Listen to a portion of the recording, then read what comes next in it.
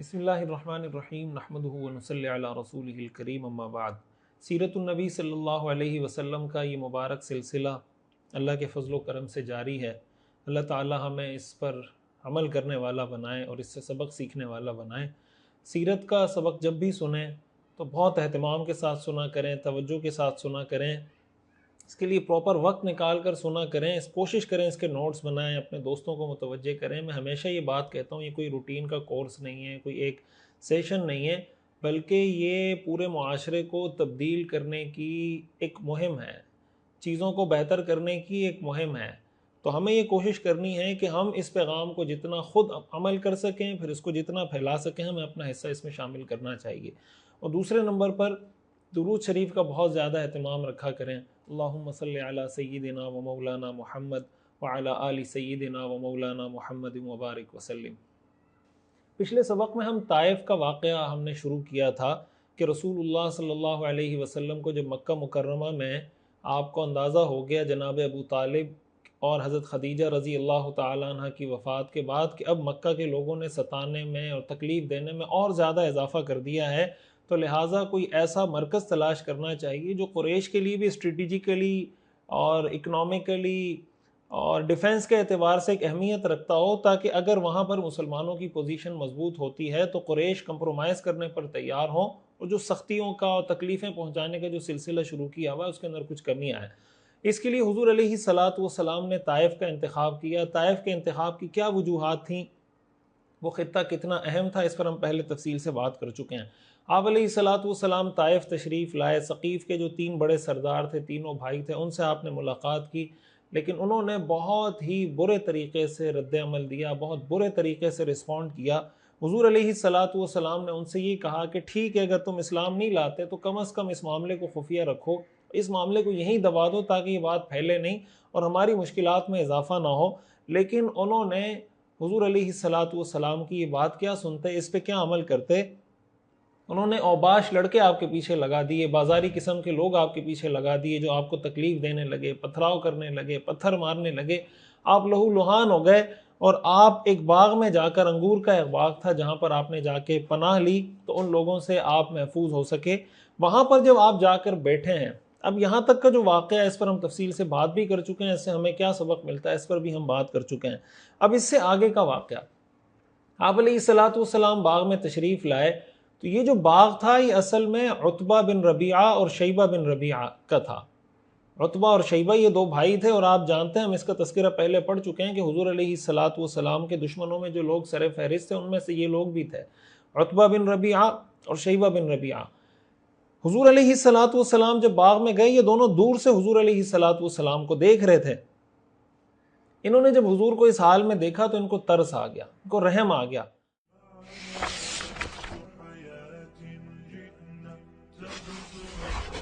ان کا ایک غلام تھا، اس کا نام تھا عداس، اور وہ عیسائی تھا، کرسچن تھا۔ تو انہوں نے یہ کیا کہ اس کو کہا کہ بھائی وہاں سے انگور کا ایک خوشہ توڑو اور ایک تھال اس کو دیا کہ بھائی اس تھال میں رکھو اور جا کر ان کو پیش کر دیں۔ ان کو ترس آ گیا کہ اتنا ان کو ستایا گیا، تکلیف دی گئی ہے، ہم کوئی اکرام کر لیتے ہیں۔ عداس یہ انگور کا خوشہ لے کر حضور علیہ الصلاۃ والسلام کی خدمت میں آئے، آپ کے سامنے پیش کیا اور آپ سے گزارش کی کہ آپ کھائیں۔ آپ علیہ الصلاۃ والسلام نے اپنا ہاتھ آگے بڑھایا اور فرمایا بسم اللہ، شروع اللہ کے نام سے، اور کھانا شروع کر دیا۔ عداس حضور علیہ الصلاۃ والسلام، اس نے جب یہ سنا نا، بسم اللہ کا جب یہ لفظ سنا، تھوڑا سا چونک گیا۔ حضور علیہ الصلاۃ والسلام کے چہرے کو دیکھنے لگا اور کہا کہ اللہ کی قسم، یہ جو آپ نے جملہ کہا ہے نا، بسم اللہ جو آپ نے پڑھی ہے، اس علاقے کے لوگ یہ جملہ نہیں کہتے۔ آپ صلی اللہ علیہ وسلم نے فرمایا کہ پھر تم کہاں کے ہو؟ عداس نے، اور تمہارا دین کیا ہے؟ تو عداس کہنے لگے کہ میں نصرانی ہوں، میں عیسائی ہوں، اور نینوا کا رہنے والا ہوں۔ نینوا جگہ کا نام ہے عراق میں۔ آپ صلی اللہ علیہ وسلم نے فرمایا اس نیک انسان یونس ابن متہ، یعنی حضرت یونس علیہ السلام کے علاقے کے رہنے والے ہو۔ اس پر عداس کہنے لگا کہ آپ یونس ابن متہ کو کیسے جانتے ہیں؟ آپ صلی اللہ علیہ وسلم نے فرمایا وہ میرے بھائی ہیں، ذاک اخی کان نبیا وَأَنَا نَبِيٌّ، وہ بھی نبی تھے میں بھی نبی ہوں، وہ بھی اللہ کے پیغمبر تھے میں بھی اللہ کا پیغمبر ہوں۔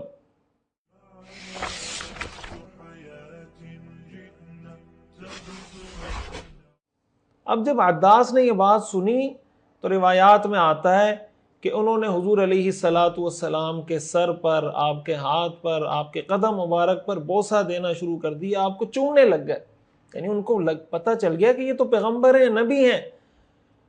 اچھا، جو ربیعہ کے دونوں بیٹے جن کا یہ باغ تھا، عتبہ بن ربیعہ اور شیبہ بن ربیعہ، وہ دور سے دیکھ رہے تھے۔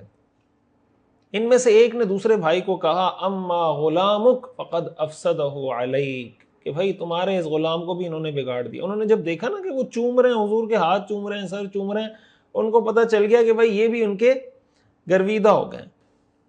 اب جب عداس واپس آئے ہیں تو ان دونوں نے عداس کو کہا ویلک، تیرا ناز ہو یا عداس، ما لک تقبل رأس هذا الرجل ویدیہ وقدمیہ، تمہیں کیا ہو گیا؟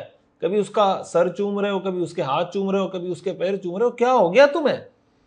اس پر عداس کہنے لگے کہ میرے آقا، دنیا میں اس سے بہتر کوئی پیغام نہیں ہے، انہوں نے مجھے ایک ایسی بات بتائی ہے جو صرف وہی شخص بتا سکتا ہے جو نبی ہو، اس لیے کہ وہ بات نبی کے علاوہ کسی کو پتہ نہیں ہو سکتی۔ اس پر عتبہ اور شیبہ کہنے لگے بس اس بات کا خیال رکھنا کہ کہیں تمہیں بھی تمہارے دین سے نہ پھیر دے، جیسے کہتے ہیں نا کہیں تمہیں بگاڑ نہ دے۔ آج کل بھی لوگ، بہت سارے لوگ جب کوئی دین کی طرف آنا شروع ہوتے ہیں تو بعض جب سیکولر گھرانوں کے لوگ ہوتے ہیں تو وہ کہتے ہیں یار یہ علماء کے پاس بیٹھنے لگ گیا تھا تو بگڑ گیا، بجائے اس کے یہ کہیں کہ ٹھیک ہو گیا، کہتے ہیں بگڑ گیا۔ انہوں نے بھی یہی کہا کہ تمہیں تمہارے دین سے نہ پھیر دیں، اس لیے کہ تیرا دین ان کے دین سے بہتر ہے۔ مسجد کا اندرونی حصہ ہے جو مسجد یہاں پہ بنائی گئی ہے، حضرت عداس رضی اللہ تعالیٰ عنہ سے منسوب۔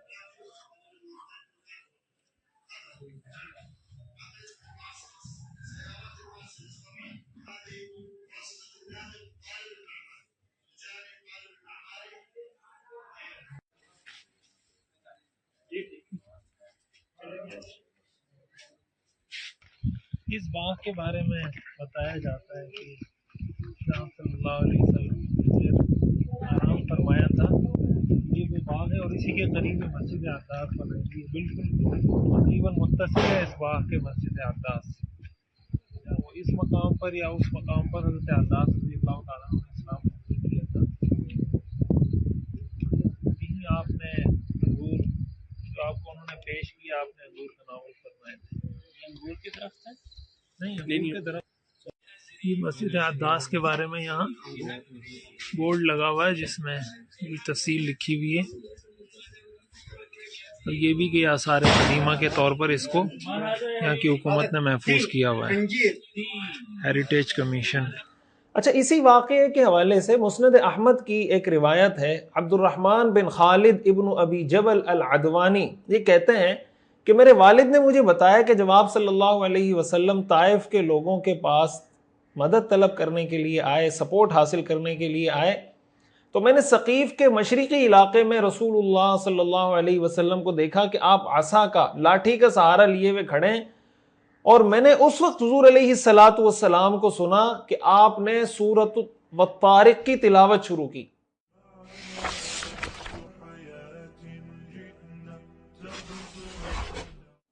والسماء والطارق وما أدراك ما الطارق النجم الثاقب إن كل نفس لما عليها حافظ فلينظر الإنسان مما خلق خلق من ماء دافق يخرج من بين الصلب والترائب إنه على رجعه لقادر يوم تبلى السرائر فما له من قوة ولا ناصر والسماء ذات الرجع والأرض ذات الصدع انہو لقول فصل وما هو بالہزل انہم یکیدون کیدا واکید کیدا فمہل الکافرین امہلہم رویدا۔ یہ کہتے ہیں کہ حضور علیہ الصلاۃ والسلام سورہ والطارق کی تلاوت کرتے رہے، میں سنتا رہا، اس وقت یہ مسلمان نہیں تھے۔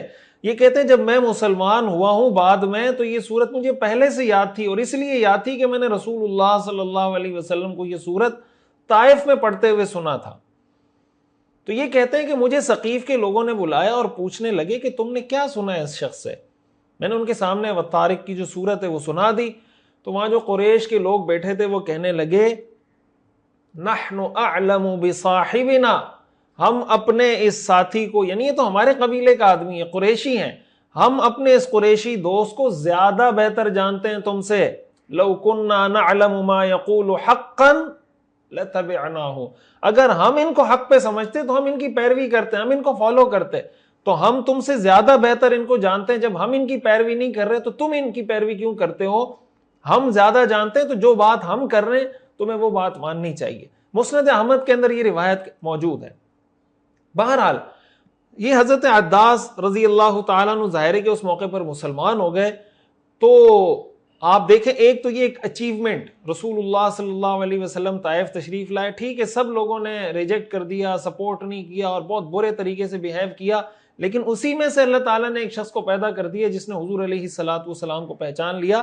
اب یہ جو سارا پس منظر، یہ جو پورا سیناریو کریٹ ہو گیا تھا،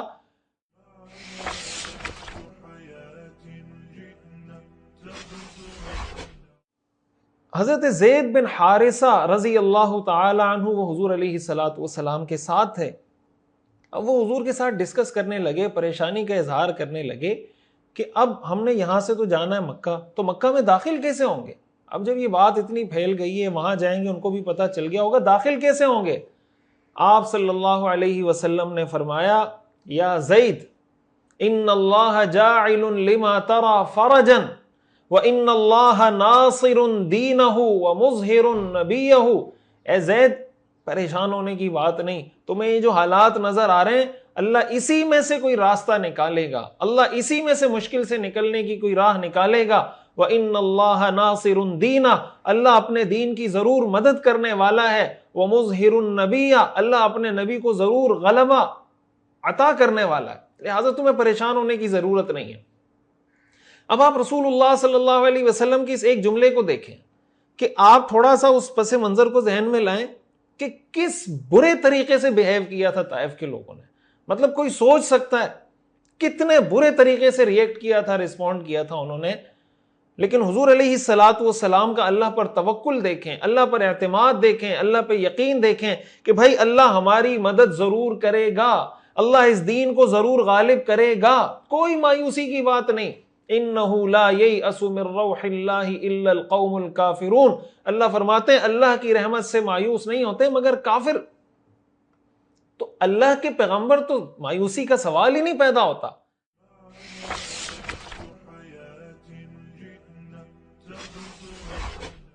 آج کے موجودہ حالات کے اندر یہ ہمارے لیے بہت اہم ہے، یہ جملہ رسول اللہ صلی اللہ علیہ وسلم کا یہ جملہ، اور طائف کے ایسے حالات میں حضور کی زبان مبارک سے یہ جملہ آج کے حالات میں بہت اہمیت رکھتا ہے.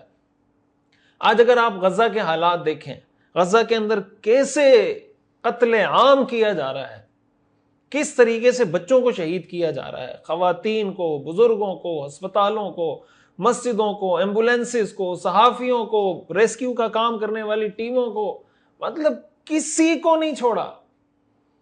کس طریقے سے نشانہ بنایا جا رہا ہے. اور پھر اوورآل پوری مسلم دنیا کے اندر کیسی بے حسی ہے، کیسے ہم بے بس ہوئے ہیں. کتنے مسلمان کمزور ہو چکے ہیں کہ ہر مسلم ملک کا امریکہ کے ساتھ کسی کے ساتھ مفاد وابستہ ہے، وہ ڈر رہا ہے کہ اگر میں یہ کروں گا تو امریکہ یہ کر دے گا، میں یہ کروں گا تو وہ. یہ عجیب سی ایک صورتحال بنی ہوئی ہے. ایسے موقع پر مسلمانوں کو مایوس ہونے کی ضرورت نہیں، مسلمانوں کو اپنے پیغمبر کا یہ جملہ یاد کرنے کی ضرورت ہے کہ یہ جملہ ہمارے کانوں میں گونجتا رہے. یا زید ان اللہ جاعل لما ترى فرجا ومخرجا، کہ اے زید یہ جو تمہیں حالات نظر آ رہے ہیں اللہ اسی میں سے کوئی راستہ نکالے گا. وَإِنَّ اللَّهَ نَاصِرٌ دِينَ، اللہ اپنے دین کی ضرور مدد کرے گا. وَمُظْهِرٌ النَّبِيَّ، اپنے نبی کے پیغام کو اللہ ضرور بلند کر کے چھوڑے گا. یہ یقین، یہ اعتماد آج ہم میں ہونا چاہیے. ہمیں مایوس ہونے کی قطعاً ضرورت نہیں. جنگوں میں ہار جیت یہ چلتی رہتی ہے. حضرت ابو سفیان جب مسلمان نہیں ہوئے تھے نا، اور ہرقل کے پاس حضور علیہ الصلوۃ والسلام نے خط بھیجا تھا تو روم کے بادشاہ کے پاس، تو روم کے بادشاہ نے کہا کہ مجھے کوئی ایسا شخص تلاش کر کے دیں جو ان کا رشتہ دار ہو تاکہ میں ان سے پوچھوں. تو ابو سفیان کو بلایا, پوچھا اور ان سے ایک سوال یہ کیا کہ تمہاری ان کے ساتھ جنگ ہوتی ہے یا نہیں ہوتی؟ تو ابو سفیان نے کہا, اس وقت وہ صحابی نہیں بنے تھے, کہ الحرب بیننا و بینہم سجال ینالون منا وننال منہم, کہ جنگ ہمارے اور ان کے درمیان ڈول کی طرح ہے, کبھی وہ ہمیں یعنی جنگ میں نیچے کر دیتے ہیں, کبھی ہم ان کو نیچے کر دیتے ہیں. مقصد یہ تھا کہ جسے کنویں سے ڈول بھر رہے ہوتے ہیں, ایک ڈول بھرتا ہے دوسرا خالی ہوتا ہے, ایک بھرتا ہے دوسرا خالی ہوتا ہے, ایک بھرتا ہے دوسرا خالی ہوتا ہے, بس اس طریقے سے یہ جنگیں چلتی رہتی ہیں. آپ جانتے ہیں غزوہ احد کے اندر مسلمانوں کو ابتدا میں وقتی طور پہ بہت زیادہ مشکل کا سامنا کرنا پڑا, 70 صحابہ کرام شہید ہو گئے. غزوہ حنین کی مثال ہمارے سامنے ہے. تو جنگوں میں ہار جیت اس سے فیصلہ نہیں ہوتا کہ یہ حق پر ہے یہ باطل پر ہے. جو آدمی اللہ کے دین کے لیے کھڑا ہوا ہے بس اللہ اس کے ساتھ ہے. ہاں امتحان آتا ہے, آزمائشیں آتی ہیں, اور اس کے اندر بہت سی جگہوں پہ ہماری اپنی غلطیاں ہوتی ہیں. تو یہ چیز, یہ جملہ اللہ کے رسول صلی اللہ علیہ وسلم کا یہ جملہ اپنے دماغ پر, اپنے ذہنوں پر, اپنے دلوں پر نقش کر لیں کہ اللہ ان حالات سے راستہ ضرور نکالے گا, اللہ اپنے دین کی مدد ضرور کرے گا, اللہ اپنے نبی کے پیغام کو ضرور غلبہ عطا کرے گا انشاءاللہ. علامہ اقبال نے کہا تھا نا کہ یقین محکم عمل پہ ہم محبت فاتح عالم, یقین محکم عمل پہ ہم محبت فاتح عالم, جہاد زندگانی میں یہی مردوں کی شمشیریں, جہاد زندگانی میں ہیں یہ مردوں کی شمشیریں. یعنی یقین محکم ہو, اللہ پر یقین محکم ہو, عمل پہ ہم ہو, کنسسٹنسی کے ساتھ کام کرتے چلے جائیں, محبت فاتح عالم, اللہ کے رسول صلی اللہ علیہ وسلم کی محبت اپنے دلوں میں رکھیں, جہاد زندگانی میں ہیں یہ مردوں کی شمشیریں. یہ اصل ہمارا ہتھیار ہے, یہ اصل ہماری تلوار ہے, یہ ہماری اسٹرینتھ ہے, یہ ہماری قوت ہے کہ یقین محکم ہو, عمل پہ ہم ہو, اور اللہ کے رسول کی محبت ہو. مظفر وارثی کے بڑے بہترین اشعار میں چاہتا ہوں وہ آپ سنیں اور یہ اعتماد اپنے اندر پیدا کریں, مایوسی کی فضا کو ختم کریں. مظفر وارثی نے لکھا ہے کہ جب اپنا قافلہ عزم و یقین سے نکلے گا, جہاں سے چاہیں گے رستہ وہیں سے نکلے گا, لباس غیر نہ ہوگا بدن پہ جب اپنے, لباس غیر نہ ہوگا بدن پہ جب اپنے, تو کوئی سانپ نہ پھر آستین سے نکلے گا. جو آسمانوں میں بانٹے گا روشنی اپنی, جو آسمانوں میں بانٹے گا روشنی اپنی, وہ آفتاب اسی سرزمین سے نکلے گا. وطن کی ریت ذرا ایڑیاں رگڑنے دے, وطن کی ریت ذرا ایڑیاں رگڑنے دے, مجھے یقین ہے کہ پانی یہیں سے نکلے گا. بھائی اپنے اندر یقین پیدا کریں کہ یہیں سے اللہ چشمہ, یہیں سے چشمہ پھوٹے گا اللہ کے فضل و کرم سے. اگر ہم اپنے یقین کو مضبوط کریں, اپنے عمل کے اندر کنسسٹنسی پیدا کریں, استقامت اور مستقل مزاجی پیدا کریں, اور اللہ کے رسول کے صحیح معنوں میں عاشق بن جائیں. علامہ اقبال کے بڑے بہترین اشعار ہیں, خدائے لم یزل کا دست قدرت تو, زباں تو ہے, یقین پیدا کرے غافل کہ مغلوب گما تو ہے, پرے ہے چرخ نیلی فام سے منزل مسلمان کی, یعنی اس آسمان سے اوپر ہے تمہاری منزلیں, پرے ہے چرخ نیلی فام سے منزل مسلمان کی, ستارے جس کی گرد راہ ہوں وہ کارواں تو ہے, مکاں فانی مکی آنی ازل تیرا ابد تیرا, خدا کا آخری پیغام ہے تو, جاویداں تو ہے, تو نے ہمیشہ رہنا ہے, تو خدا کا آخری پیغام ہے, اس لیے کہ اللہ کے رسول خاتم النبیین ہیں. اور آگے علامہ اقبال کہتے ہیں جہان آب و گل سے عالم جاوید کی خاطر, عالم جاوید کا مطلب آخرت کی زندگی, جہان آب و گل سے, اس دنیا کی زندگی سے, جہان آب و گل سے عالم جاوید کی خاطر, نبوت ساتھ جس کو لے گئی وہ ارمغاں تو ہے, وہ تحفہ وہ تو ہے, اللہ کے رسول نے جس کے لیے ساری زندگی محنت کی وہ تحفہ تو ہے, تیرے لیے یہ سب کچھ کیا ہے. پھر آگے کہتے ہیں سبق پھر پڑھ صداقت کا, شجاعت کا, عدالت کا, سبق پھر پڑھ صداقت کا، شجاعت کا، عدالت کا، لیا جائے گا تجھ سے کام دنیا کی امامت کا۔ یہی مقصود فطرت ہے، یہی رمز مسلمانی، اخوت کی جہانگیری، محبت کی فراوانی۔ بتانے رنگ و بو کو توڑ کر ملت میں گم ہو جا، نہ تورانی رہے باقی، نہ ایرانی نہ افغانی۔ مٹایا قیصر و کسریٰ کے استبداد کو جس نے، قیصر و کسریٰ کو کس نے مٹایا تھا؟ رسول اللہ کے صحابہ نے اسی دین کو لے کے مٹایا تھا۔ مٹایا قیصر و کسریٰ کے استبداد کو جس نے، وہ کیا تھا؟ زور حیدر، فقر بوذر، صدق سلمانی۔ یہ صفات اپنے اندر پیدا کریں۔ اور آگے کہتے ہیں غلامی میں ناکام آتی ہیں شمشیریں نہ تدبیریں، جو ہو ذوق یقین پیدا تو کٹ جاتی ہیں زنجیریں۔ اپنے اندر اگر وہ یقین پیدا کر دیں تو زنجیریں کٹ جائیں گی۔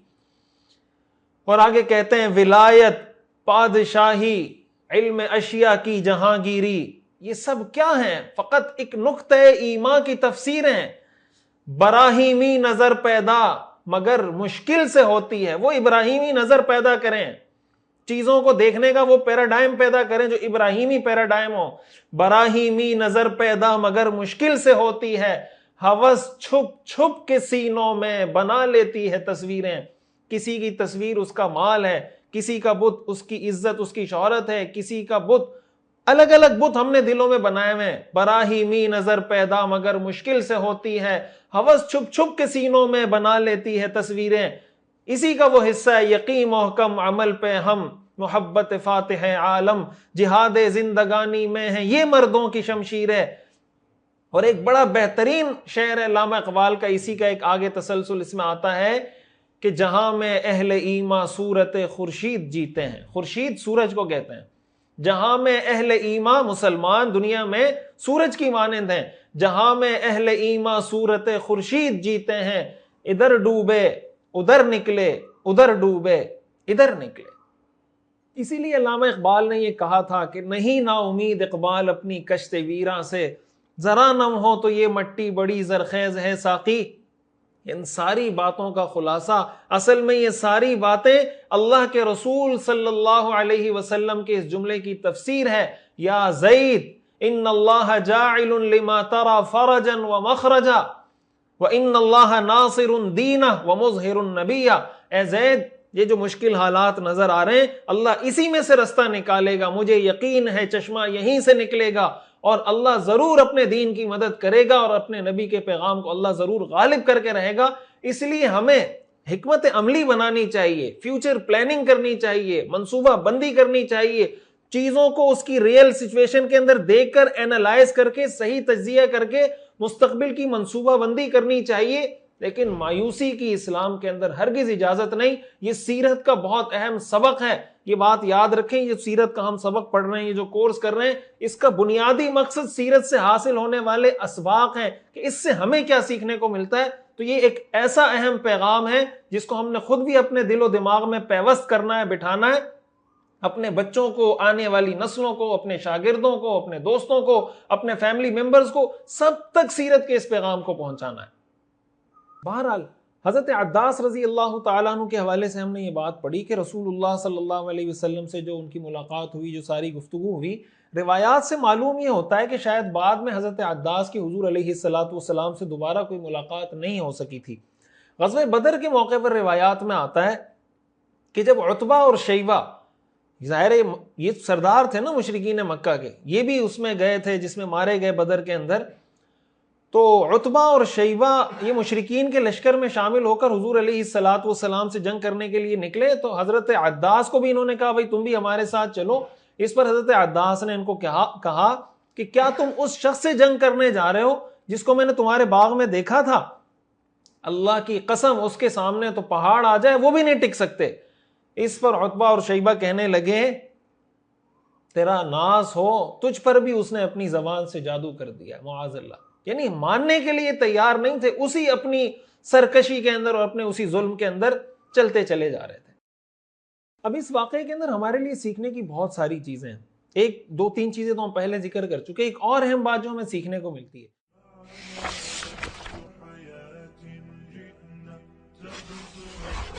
کہ رسول اللہ صلی اللہ علیہ وسلم نے اس موقع پر فرمایا بسم اللہ۔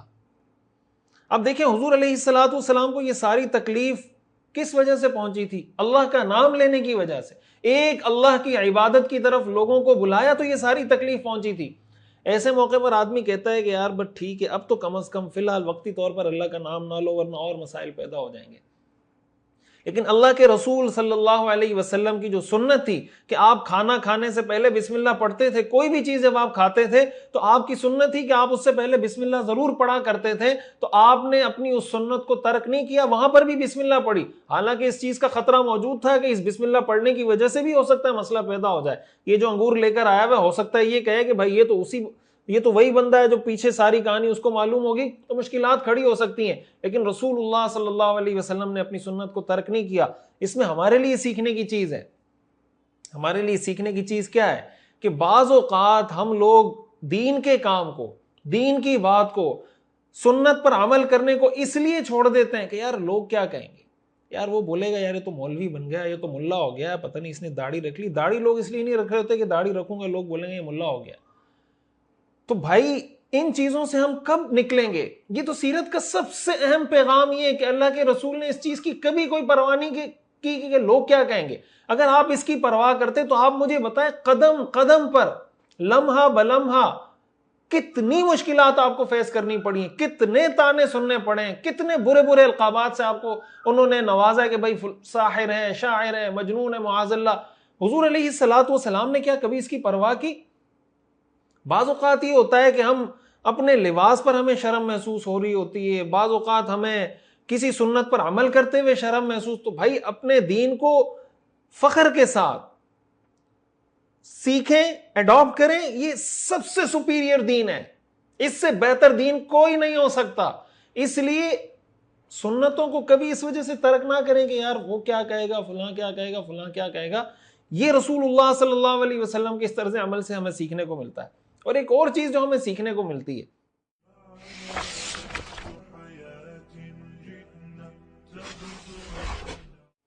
کہ آپ دیکھیں آپ نے بسم اللہ پڑھی تو حضرت عداس کے ذہن میں تجسس پیدا ہوا، وہ ان کو یعنی وہ سوچنے لگے کہ یہ انہوں نے کیا پڑھا ہے، یہ کوئی الگ سے جملہ ہے، یہاں کے لوگ نہیں پڑھتے۔ اسی تجسس کا نتیجہ تھا کہ پھر انہوں نے سوالات کیے، سوال جواب ہوئے اور آخر میں وہ مسلمان ہوئے۔ اس سے بھی ایک سبق یہ ملتا ہے کہ بھئی کسی غیر مسلم کے سامنے ایسا کوئی عمل کرنا کہ جس سے اس کے اندر ایسا کوئی تجسس پیدا ہو جس کی وجہ سے وہ اسلام کے بارے میں سوال کریں اور آپ اس کو صحیح طریقے سے جواب دیں تو وہ اسلام کے قریب آ جائے۔ ہمیں اپنے ذہن کو اتنا حاضر رکھنا چاہیے کہ کہیں غیر مسلم سے ملاقات ہو رہی ہے تو آپ سوچیں کہ یار میں کون سا کوئی ایسا کام کروں کہ جس سے اس کے ذہن میں تجسس پیدا ہو، یہ مجھ سے سوال کرے اور جب سوال کرے گا میں اسلام کا تعارف، اسلام کا انٹروڈکشن اس کے سامنے پیش کروں گا، ہو سکتا ہے یہ مسلمان ہو جائے۔ مثلاً آپ سے کوئی غیر مسلم ملتا ہے، آپ اس کو ہدیہ دے دیتے ہیں، آپ اس کو کوئی گفٹ کر دیتے ہیں، آپ اس سے اچھے اخلاق سے پیش آ جاتے ہیں۔ کوئی بھی ایسا طرز عمل اختیار کریں کہ میرا یہ طرز عمل اس کو اسلام سے قریب کرے گا۔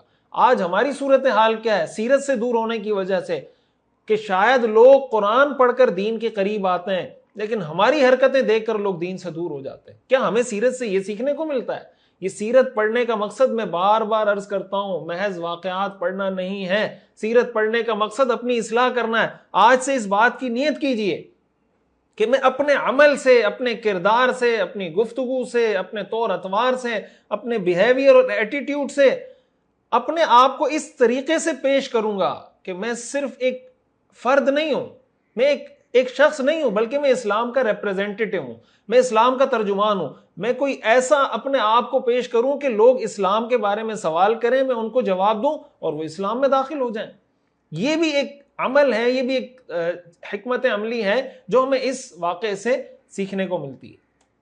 اب ایک اور اہم چیز جو ہمیں اس واقعے کا سمجھے، جو بہت بڑا سبق اور میسج ہے، وہ یہ کہ آپ علیہ الصلوۃ والسلام نے بسم اللہ پڑھی۔ یہ رسول اللہ صلی اللہ علیہ وسلم کی سنت ہے۔ آپ اگر رسول اللہ صلی اللہ علیہ وسلم کی سیرت کا مطالعہ کریں گے، سنت احادیث کا مطالعہ کریں گے تو یہ بات ہمیں دیکھنے کو ملتی ہے کہ آپ ہر اہم کام شروع کرنے سے پہلے بسم اللہ پڑھا کرتے تھے۔ آپ دیکھیں، اور یہ صرف حضرت رسول اللہ صلی اللہ علیہ وسلم کی سنت نہیں ہے۔ حضرت سلیمان علیہ السلام نے جب ملکہ سبا کو خط لکھا تھا تو اس خط قرآن کریم سورۃ النمل میں ہے نا، انہوں نے شروع کہاں سے کیا تھا؟ انہ من سلیمان و انہ بسم اللہ الرحمن الرحیم، کہ یہ خط سلیمان کی طرف سے ہے اور یہ خط اللہ کے نام سے شروع کیا جا رہا ہے جو رحمان الرحیم ہے۔ یعنی حضرت سلیمان علیہ السلام کا بھی یہ طریقہ تھا، یہ انبیاء کا طریقہ ہے۔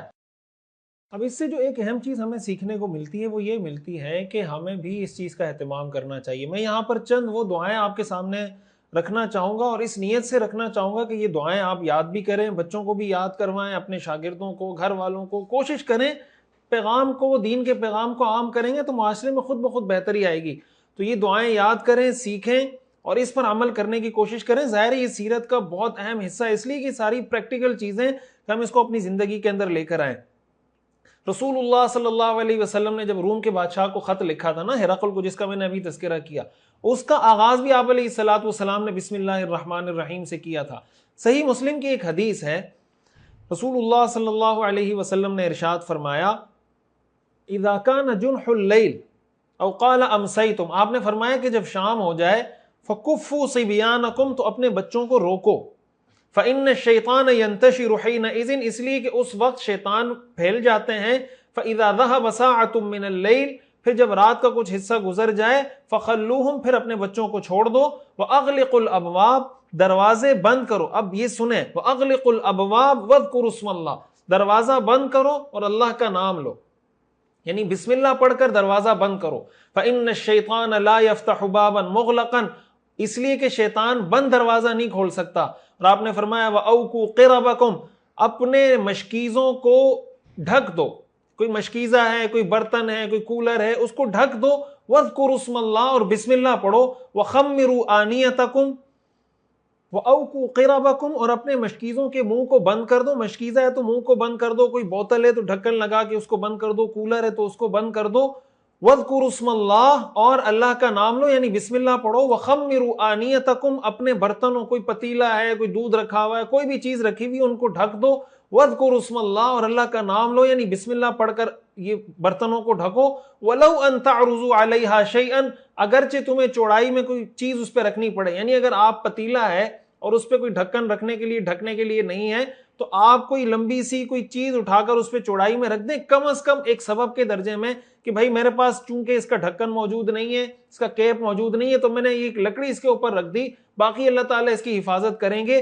اور آگے آپ نے فرمایا وَأَطْفِئُوا مَصَابِيحَكُمْ، اپنے چراغوں کو بجھا دیا کرو، تاکہ رات کو تمہیں ان چراغوں، جیسے ہمارے ہاں بعض اوقات مچھر بتی یا اگربتی لگائی ہوئی ہوتی ہے نا، تو اس کی وجہ سے بہت نقصان ہو جاتا ہے، کبھی چولہا کھلا رہ جاتا ہے، کبھی گیس کھلی رہ جاتی ہے۔ آپ علیہ الصلوۃ والسلام نے فرمایا اطفئوا مصابیحکم۔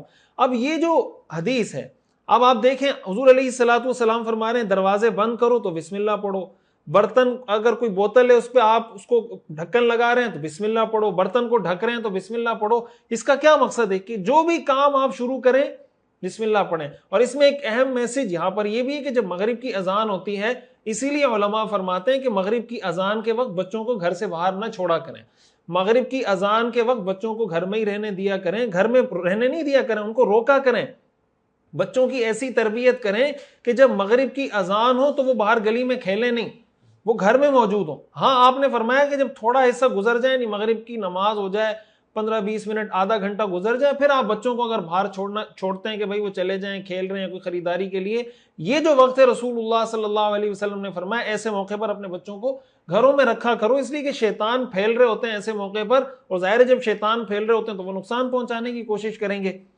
اور اس میں اہم چیز جس کے لیے یہ حدیث ذکر کی گئی وہ یہ کہ بسم اللہ پڑھنے کا اہتمام، دروازہ کھول رہے ہوں بسم اللہ، بند کر رہے ہوں بسم اللہ، پانی پی رہے ہیں تو بسم اللہ پڑھیں، کوئی بوتل بند کر رہے ہیں تو بسم اللہ پڑھیں، چائے پکا رہے ہیں تو بسم اللہ پڑھیں، کوئی بھی کام کر رہے ہیں بسم اللہ پڑھیں۔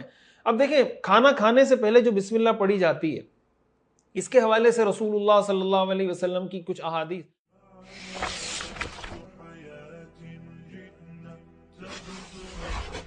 حضرت عمر بن ابی سلمہ رضی اللہ تعالی عنہ، یہ حضرت ام سلمہ کے بیٹے ہیں۔ آپ جانتے ہیں حضرت ام سلمہ کے شوہر کا جب انتقال ہوا تو حضور علیہ الصلوۃ والسلام نے حضرت ام سلمہ سے نکاح کیا، اس کی کچھ مختصر سی تفصیل میں پہلے آپ حضرات کو بتا چکا ہوں۔ تو حضرت ام سلمہ کے بیٹے تھے عمر بن ابی سلمہ، یہ بچے تھے، یہ حضور کی پرورش میں تھے، حضور نے ان کی کفالت کی۔ تو یہ کہتے ہیں کہ میں رسول اللہ صلی اللہ علیہ وسلم کے ساتھ کھانا کھا رہا تھا، وَكَانَتْ يَدِي تَطِيشُ فِي الصَّحْفَةِ، اور میرا ہاتھ برتن پلیٹ کے اندر گھوم رہا تھا، یعنی کبھی یہاں سے کھا رہا ہوں تو کبھی یہاں سے کھا رہا ہوں، کبھی یہاں سے کھا رہا ہوں۔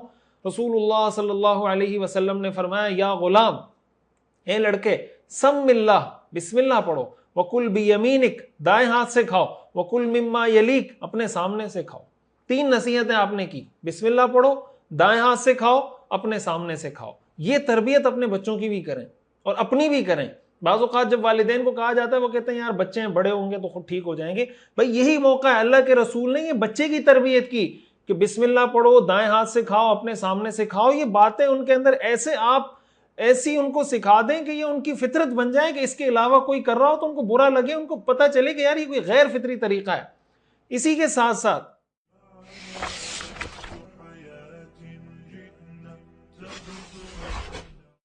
رسول اللہ صلی اللہ علیہ وسلم، حضرت عائشہ رضی اللہ تعالی عنہ سے روایت ہے کہ ایک مرتبہ رسول اللہ صلی اللہ علیہ وسلم کھانا کھا رہے تھے، اتنے میں ایک بدو آیا۔ آپ 6 صحابہ آپ کے ساتھ بیٹھے ہوئے کھانا کھا رہے ہیں، ایک دیہاتی شخص آیا اور وہ پورے کھانے کے 2 لقمے بنائے، کھا کے ہڑپ کر دیا۔ رسول اللہ صلی اللہ علیہ وسلم نے فرمایا، اما انہ لو کان قال بسم اللہ لکفاکم، آپ نے فرمایا اگر یہ بسم اللہ پڑھ لیتا شروع میں تو یہ کھانا تم سب کو کافی ہو جاتا۔ پھر آپ نے فرمایا فَإِذَا أَكَلَ أَحَدُكُمْ طَعَامًا، کہ جب تم میں سے کوئی کھانا کھائے، فَلْيَقُلْ، تو اس کو چاہیے کہ یہ کہے بسم اللہ، اللہ کے نام سے شروع کرتا ہوں۔ فَإِن نَسِيَ أَن يَقُولَ، اگر بسم اللہ پڑھنا شروع میں بھول گیا تو پھر جب یاد آ جائے تو یہ پڑھ لے بسم اللہ فی اولہ و آخرہ، کہ شروع میں بھی اللہ کا نام، آخر میں بھی اللہ کا نام۔ اور ایک روایت میں الفاظ آتے ہیں بسم اللہ اولہ و آخرہ، کہ جب یاد آ جائے تو یہ پڑھ لیں۔ تو یہ عمل کرنے کی چیز ہے، کوشش کریں کہ آئندہ سے اس چیز کو اپنی زندگی کے اندر لے کر آئیں۔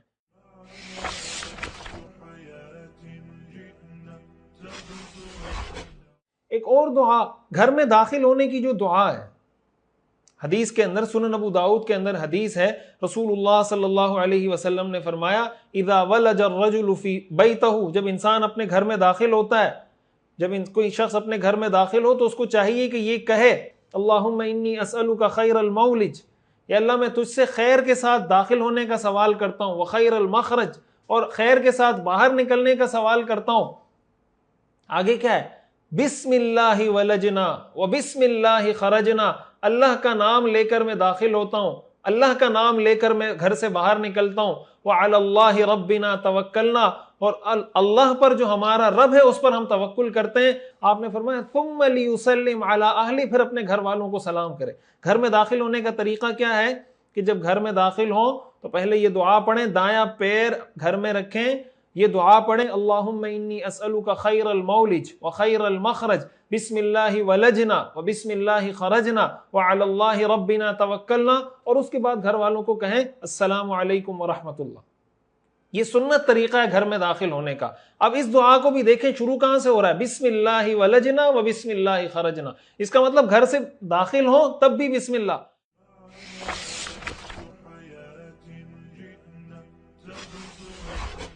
اور اگر گھر سے نکلنے کی جو دعا ہے اس پر اگر آپ غور کریں، وہ کہاں سے شروع ہوتی ہے؟ بسم اللہ توکلت علی اللہ لا حول ولا قوت الا باللہ۔ حضرت انس رضی اللہ تعالی عنہ فرماتے ہیں کہ رسول اللہ صلی اللہ علیہ وسلم نے ارشاد فرمایا، جو آدمی گھر سے نکلتے ہوئے یہ دعا پڑھ لے، بسم اللہ توکلت علی اللہ لا حول ولا قوت الا باللہ، تو اس کو کہا جاتا ہے کفیتا ووقیتا وتنحى عنہ الشیطان، اس کو کہا جاتا ہے تجھے کفایت کر دی گئی، یعنی ہر چیز سے اللہ تجھ کو کافی ہو گیا، وہ وقیتا، ہر شر سے تجھے بچا لیا گیا، اور شیطان اس سے دور چلا جاتا ہے۔ کتنی آسان سی دعا ہے، بسم اللہ توکلت علی اللہ، اللہ کے نام سے میں شروع کرتا ہوں، اللہ پر میرا توکل ہے، لا حول، نہ تو کسی برائی کو کوئی روک سکتا ہے، ولا قوت، نہ کسی بھلائی کو خیر کو کوئی لا سکتا ہے، الا باللہ، مگر اللہ کی مدد اور اللہ کی اجازت سے۔ تو گھر سے نکلنے کی جو دعا ہے اس کا آغاز بھی بسم اللہ سے ہو رہا ہے۔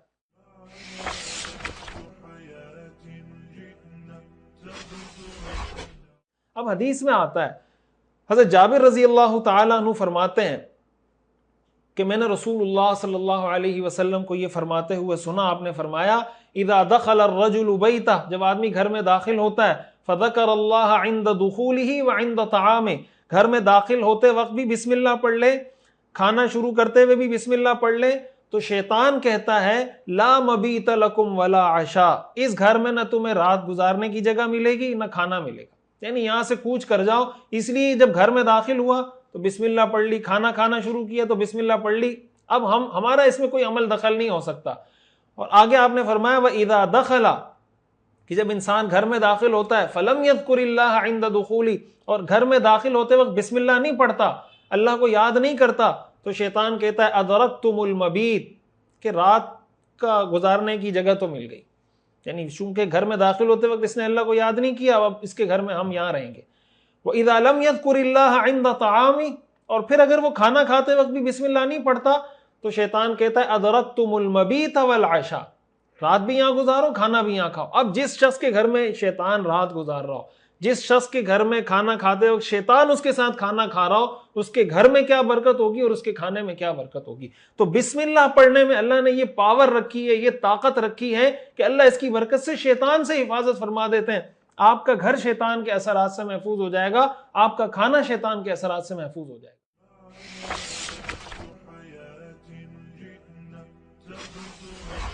ایک اور دعا بیت الخلاء میں جانے کی، جب انسان قضاء حاجت کے لیے واش روم جا رہا ہوتا ہے تو اس کے اندر جو دعا ہمیں سکھائی گئی، حضرت انس بن مالک رضی اللہ تعالی عنہ فرماتے ہیں کہ جب رسول اللہ صلی اللہ علیہ وسلم بیت الخلاء تشریف لے جاتے تو آپ یہ دعا پڑھتے تھے، بسم اللہ اللہم انی اعوذ بک من الخبث والخبائث، میں اللہ کے نام سے شروع کرتا ہوں، اے اللہ میں تیری پناہ میں آتا ہوں نر جنات سے اور مادہ جنات سے، مرد شیاطین سے اور عورتوں شیاطین میں جو عورتیں ان سے، ہر طرح کے جنات اور شیاطین سے اللہ میں آپ کی پناہ میں آتا ہوں۔ اس دعا کا آغاز بھی بسم اللہ سے ہوتا ہے، اور ایک حدیث میں رسول اللہ صلی اللہ علیہ وسلم نے اس کی اہمیت بھی بتائی۔ آپ نے فرمایا ستر ما بین اعین الجن وعورات بنی آدم اذا دخل احدهم الخلاء ان یقول بسم اللہ، کہ شیطان جنات کی آنکھوں اور انسان کی شرمگاہ کے درمیان کا پردہ، جب کوئی شخص بیت الخلاء میں داخل ہوتا ہے تو جنات کی آنکھوں اور انسان کی شرمگاہ کے درمیان پردہ یہ چیز ہے کہ وہ یہ کہے بسم اللہ، یعنی اگر وہ بسم اللہ پڑھ لیتا ہے تو جنات اور اس کی شرمگاہ کے درمیان پردہ حائل کر دیا جاتا ہے، اور اگر وہ بسم اللہ نہیں پڑھتا داخل ہونے سے پہلے تو جنات اور اس کی شرمگاہ کے درمیان پردہ حائل۔ اب ظاہر ہے کہ جب پردہ حائل ہوگا تو جنات کے اثرات سے آپ بچیں گے، شیاطین کے اثرات، یہ جو لوگ کہتے ہیں نا جنات کے اثرات ہیں، جادو کے اثرات ہیں، ان میں بہت بڑا عمل دخل ان مسنون دعاؤں کا اہتمام نہ کرنا ہے۔ ان مسنون دعاؤں کو اگر آپ دیکھیں گے، ان میں ایک چیز آپ کو کامن ملے گی کہ ان دعاؤں کے پڑھنے سے شیطان سے، شیطانی اثرات سے، جنات سے حفاظت ہوتی ہے۔ اب حدیث میں آتا ہے کہ جہاں لوگ قضاء حاجت کے لیے جاتے ہیں واش روم، آپ نے فرمایا کہ یہ جنات کی آماج گاہ ہے، یہاں پہ جو شیاطین ہیں، جنات ہیں، وہ گندی جگہوں پہ جہاں گندگی ہوتی ہے وہاں رہنا پسند کرتے ہیں۔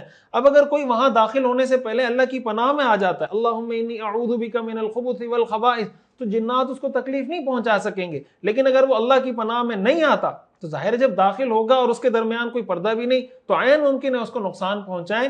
تو یہاں پر بھی اگر آپ دیکھیں دعا کا آغاز ہو رہا ہے بسم اللہ اللہم انی اعوذ بک من الخبث والخبائث، تو اس دعا کا بھی اہتمام کرنا چاہیے۔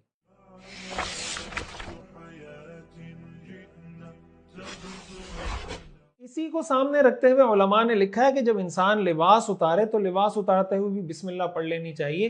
وجہ اس کی کہ آپ نے فرمایا نا کہ انسان کی شرمگاہ اور جنات کے درمیان، ان کی آنکھوں کے درمیان ستر بسم اللہ ہے، پردہ بسم اللہ ہے، تو کپڑے اتارتے وقت اگر بسم اللہ پڑھ لیں گے تو اس وقت بھی جنات اور شیاطین کی نگاہوں سے اللہ تعالیٰ محفوظ فرما دیں گے۔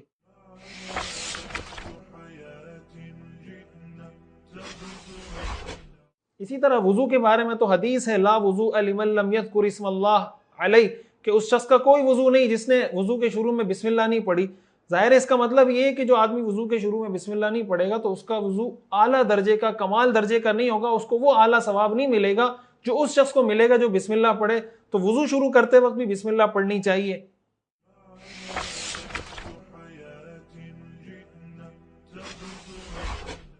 اسی طرح مسجد میں داخل ہوتے وقت بسم اللہ والصلاۃ والسلام علی رسول اللہ اللہم افتح لی ابواب رحمتک، اور بعض روایات سے دعا ثابت ہوتی اللہم اغفر لی ذنوبی وافتح لی ابواب رحمتک۔ اسی طرح مسجد سے نکلنے کی دعا بسم اللہ والصلاۃ والسلام علی رسول اللہ اللہم انی اسألک من فضلک۔ حدیث میں آتا ہے نا کہ جب مسجد میں داخل ہوں تو مجھ پہ سلام پڑھیں، مسجد سے نکلیں تو مجھ پہ سلام پڑھیں۔ تو ان احادیث کو سامنے رکھتے ہوئے یہ دعا اس طریقے سے بتائی جاتی ہے، بسم اللہ والصلاۃ والسلام علی رسول اللہ اللہم افتح لی ابواب رحمتک، بسم اللہ والصلاۃ والسلام علی رسول اللہ اللہم انی اسألک من فضلک۔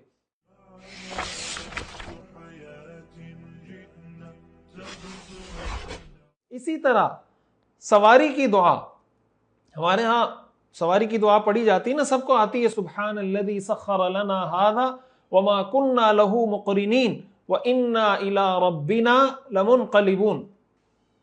اب حضرت علی رضی اللہ تعالیٰ عنہ کی ایک روایت ہے، علی بن ربیعہ کہتے ہیں کہ میں حضرت علی رضی اللہ تعالیٰ عنہ کے پاس موجود تھا، ان کی سواری لائی گئی، جب حضرت علی نے اپنا پیر رکاب میں رکھا تو جو گھوڑا ہوتا ہے نا، گھوڑے کے اوپر جو ایک رکھا ہوتا ہے، کجاوا کہہ لیں، وہ رکھا ہوا ہوتا ہے، تو اس کے دونوں طرف پیر رکھنے کی جگہ ہوتی ہے نا، تو اس کو رکاب کہتے ہیں۔ جب آپ نے ایک پیر رکاب میں رکھا تو حضرت علی نے فرمایا بسم اللہ، کہ میں اللہ کا نام لے کر سوار ہوتا ہوں۔ پھر جب جم کر بیٹھ گئے سواری پر تو پھر فرمایا الحمدللہ۔ پھر آپ نے فرمایا یہ دعا پڑھی، سبحان الذی سخر لنا ھذا وما كنا له مقرنین وانا الی ربنا لمنقلبون۔ پاک ہے وہ ذات جس نے اس سواری کو ہمارے قابو میں کیا، ورنہ ہم اس کو قابو میں لا نہیں سکتے تھے، اور ہم سب نے اپنے رب کے پاس پلٹ کر جانا ہے۔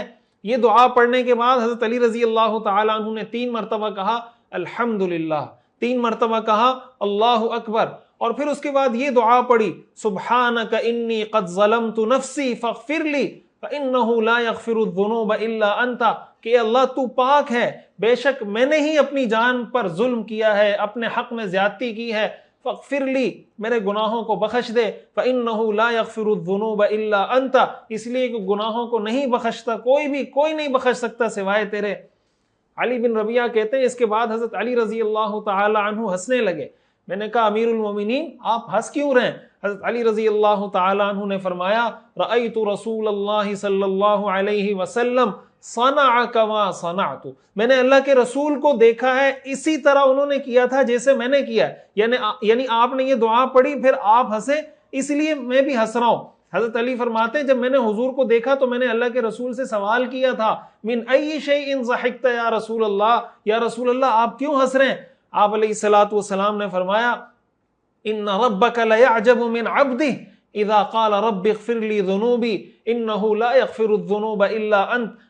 اللہ کے رسول نے فرمایا مجھے ہنسی اس بات پر آئی کہ اللہ تعالیٰ کو یہ بات بہت پسند آتی ہے، اللہ کو اس بات پہ بہت خوشی ہوتی ہے کہ جب اللہ کا کوئی بندہ اللہ کو کہتا ہے اے اللہ میرے سارے گناہوں کو بخش دے، اس لیے کہ تیرے علاوہ کوئی گناہوں کو بخش نہیں سکتا۔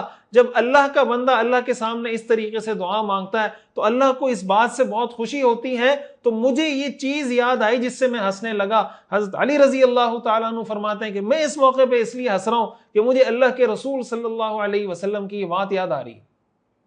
تو خلاصہ کلام اس دعا کو اگر دیکھیں، حضرت علی رضی اللہ تعالیٰ عنہ نے یہ عمل کیا اور پھر بتایا کہ اللہ کے رسول نے یہ عمل کیا تھا۔ تو سواری پر سوار ہونے کی جو دعا ہے وہ یہ کہ جب آپ سوار ہونے لگیں، جب گاڑی میں بیٹھنے لگیں، گاڑی کا دروازہ کھولیں تو بسم اللہ پڑھ لیں، جب گاڑی میں بیٹھ جائیں تو الحمدللہ پڑھ لیں، پھر یہ دعا پڑھیں سبحان الذی سخر لنا ھذا وما كنا له مقرنین وانا الی ربنا لمنقلبون، اور پھر اس کے بعد 3 بار کہیں الحمدللہ، 3 بار کہیں اللہ اکبر، اور پھر یہ دعا پڑھیں سبحانک انی قد ظلمت نفسی فاغفر لی فانہ لا یغفر الذنوب الا انت۔ تو یہاں پر بھی بسم اللہ۔ یہ ساری دعائیں میں اس لیے بتا رہا ہوں کہ یہ سیرت کا حصہ بھی ہے اور ہماری پریکٹیکل لائف سے تعلق بھی رکھتا ہے، اور ہمیں اس سے بسم اللہ کی اہمیت کا بھی پتہ چلتا ہے۔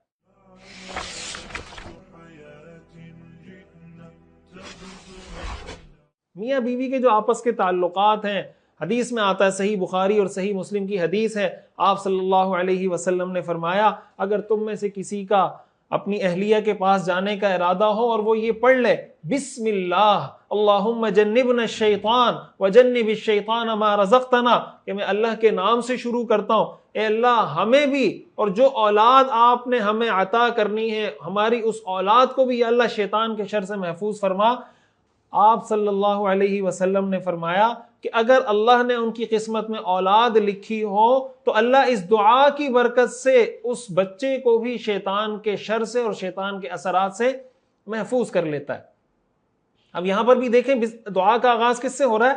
بسم اللہ سے ہو رہا ہے۔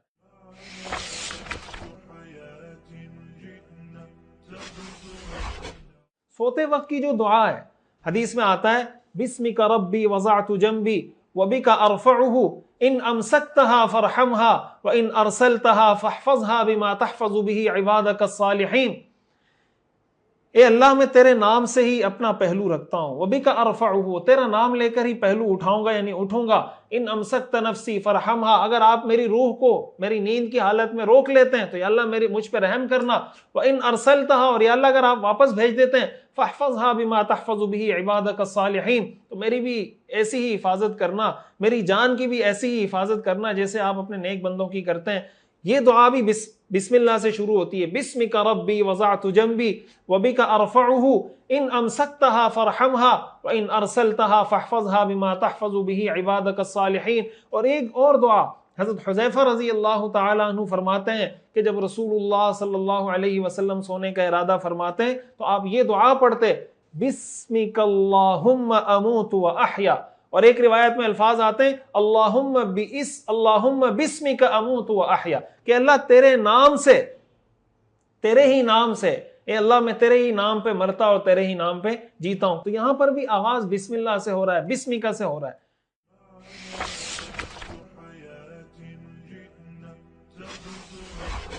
یہ ساری وہ دعائیں صبح و شام کی جو مسنون دعا ہم پڑھتے ہیں، حضرت عثمان ابن عفان رضی اللہ تعالی عنہ فرماتے ہیں کہ کوئی شخص اگر صبح اور شام یہ دعا پڑھ لے بسم اللہ الذی لا یضر مع اسمہ شیء فی الارض ولا فی السماء وہو السمیع العلیم، کہ میں اللہ کے نام سے اپنے دن کا آغاز کرتا ہوں، اور شام ہوگی تو اس کا مطلب یہ ہوگا کہ اللہ کے نام سے شام کرتا ہوں، جس کے نام کے ہوتے ہوئے زمین و آسمان کی کوئی چیز کسی کو نقصان نہیں پہنچا سکتی، وہو السمیع العلیم، وہ سب کچھ سننے والا، سب کچھ جاننے والا ہے۔ حضرت عثمان فرماتے ہیں اگر 3 دفعہ یہ پڑھ لیں تو کوئی چیز اس کو نقصان نہیں پہنچا سکتی۔ اب اس کا آغاز بھی کس سے ہو رہا ہے؟ بسم اللہ۔ ان دعاؤں کا اہتمام کرنا ہے، یہ دعائیں یاد کرنی ہے۔ اسی طرح حضرت ابان ابن عثمان کہتے ہیں میں نے عثمان ابن عفان رضی اللہ تعالی عنہ سے سنا کہ وہ یہ فرماتے تھے ما من عبد یقول فی صباح کل یوم و مساء کل لیلہ، کہ کوئی بھی شخص اگر ہر صبح اور ہر رات 3 مرتبہ یہ پڑھ لے بسم اللہ الذی لا یضر مع اسمہ شیء فی الارض ولا فی السماء وہو السمیع العلیم، تو کوئی چیز اس کو نقصان نہیں پہنچا سکتی۔ اچھا، یہ جو حدیث کی روایت کرنے والے ہیں ابان ابن عثمان، ان کو فالج ہو گیا تھا۔ اب یہ کہتے ہیں کہ جس شخص کو انہوں نے یہ دعا بتائی نا، وہ ان کے فالج زدہ ہاتھ کو دیکھنے لگا کہ آپ کہہ رہے ہیں کوئی یہ دعا پڑھ لے گا تو کوئی چیز نقصان نہیں پہنچائے گی، تو تمہیں یہ فالج کیوں ہو گیا؟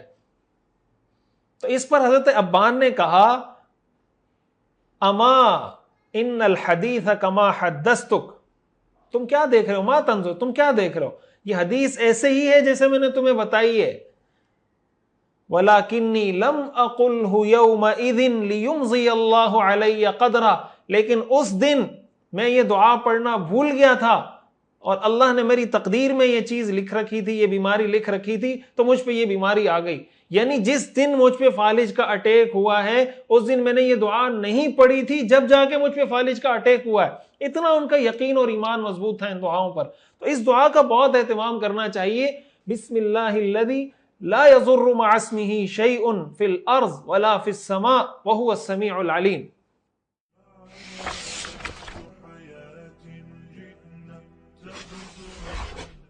اسی طرح اگر کسی کو دم کرنا ہے، کسی کو کہیں درد ہو رہا ہے، سر میں درد ہو رہا ہے، ہاتھ میں درد ہو رہا ہے، کوئی ایسا مسئلہ ہو رہا ہے، عثمان بن ابی العاص رضی اللہ تعالیٰ عنہ کی ایک روایت ہے کہ انہوں نے رسول اللہ صلی اللہ علیہ وسلم کے پاس گئے اور ان کو بتایا کہ جسم میں کہیں تکلیف ہو رہی ہے، یعنی اپنے دادا کے بارے میں بتایا کہ میرے دادا کے جسم میں کہیں مثلا سر میں درد ہو رہا ہے، کوئی بتایا کسی جگہ کے بارے میں.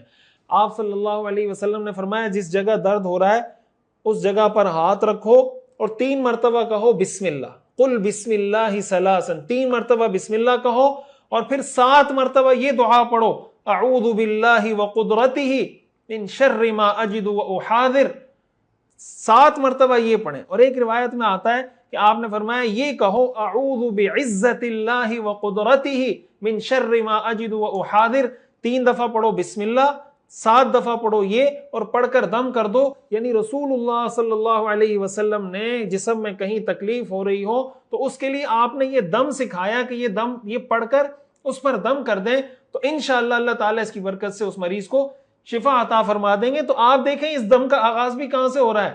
بسم اللہ سے ہو رہا ہے.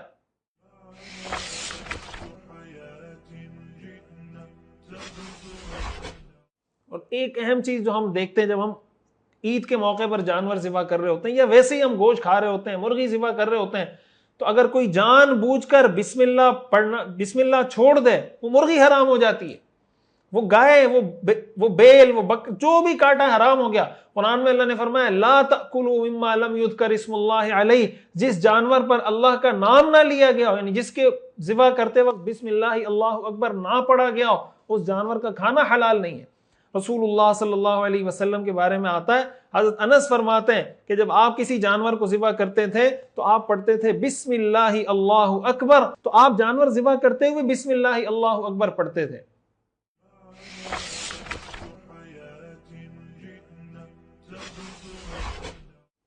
اسی کے ساتھ ایک اور دعا کہ جب مردے کو قبر میں رکھا جاتا ہے، حضرت عبداللہ ابن عمر رضی اللہ تعالیٰ عنہ سے روایت ہے، وہ کہتے ہیں کان اذا وضع المیت فی القبر، جب قبر میں میت کو، مردے کو رکھا جاتا تھا تو آپ فرماتے تھے بسم اللہ وعلی سنت رسول اللہ صلی اللہ علیہ وسلم، اللہ کے نام سے اور رسول اللہ صلی اللہ علیہ وسلم کے طریقے سے.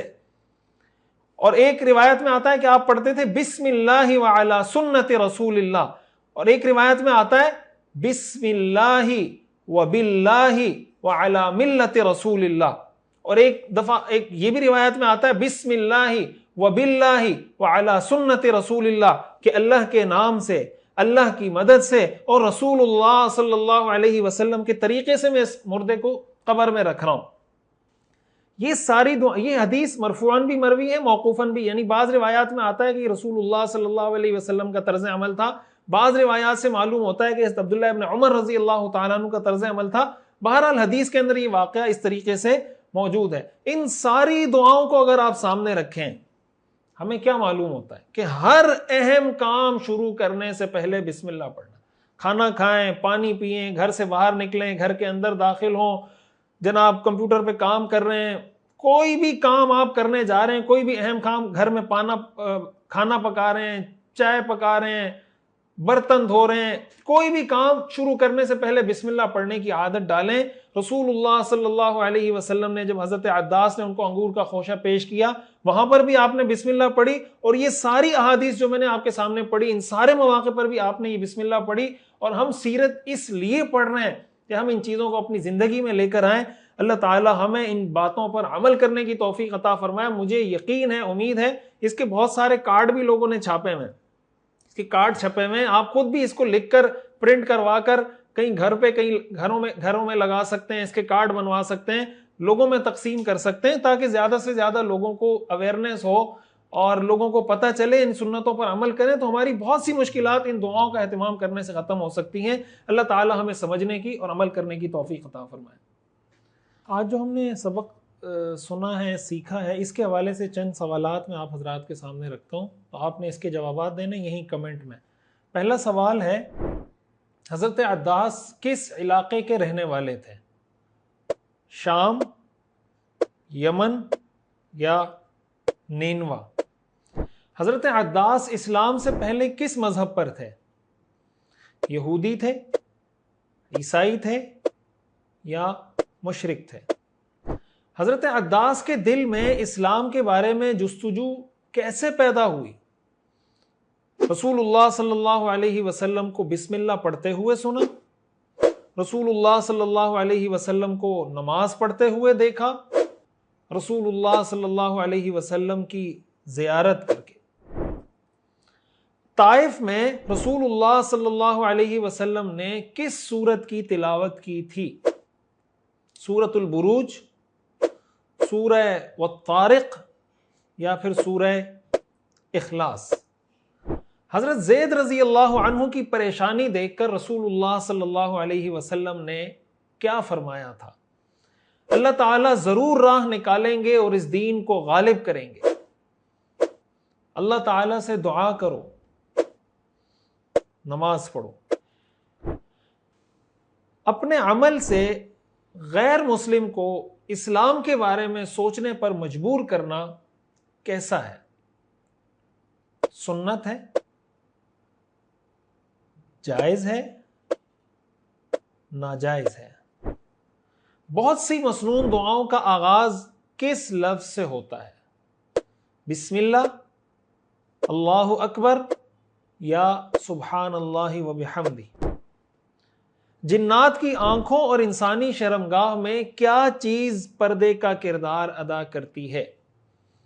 الحمدللہ، اللہ اکبر، بسم اللہ۔ کیا بسم اللہ پڑھنے سے جنات اور شیطانی اثرات سے حفاظت ہوتی ہے؟ جی ہاں، جی نہیں۔ وآخر دعوانا ان الحمد للہ رب العالمین۔